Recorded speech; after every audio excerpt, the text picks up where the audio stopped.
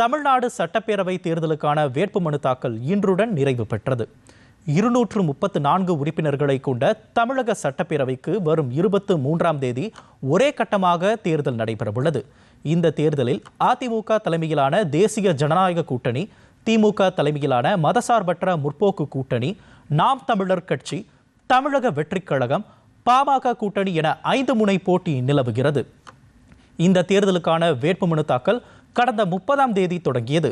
முதல் நாளிலேயே திமுக, தவிக உள்ளிட்ட கட்சிகள் வேட்புமனு தாக்கலில் முனைப்பு காட்டின. இந்த வேட்புமனு தாக்கல் இன்று மாலை 3 மணியுடன் நிறைவடைந்தது. தாக்கல் செய்த வேட்புமனுக்கள் மீதான பரிசீலனை நாளை நடைபெறுகிறது. வேட்புமனுக்களை வாபஸ் பெற 9ஆம் தேதி கடைசி நாளாகும். 3400 வேட்பாளர்கள் களமிறங்கியுள்ள இந்த தேர்தலில் 5,67,00,000 பேர் வாக்களிக்க தகுதி பெற்றுள்ளனர். 23ஆம் தேதி நடைபெறும் சட்டப்பேரவை தேர்தலுக்கான வாக்குப்பதிவில் பதிவாகும் வாக்குகள் அடுத்த மாதம் 4ஆம் தேதி எண்ணப்பட்டு அன்றே முடிவுகள் அறிவிக்கப்படும் என்று தெரிவிக்கப்பட்டுள்ளது.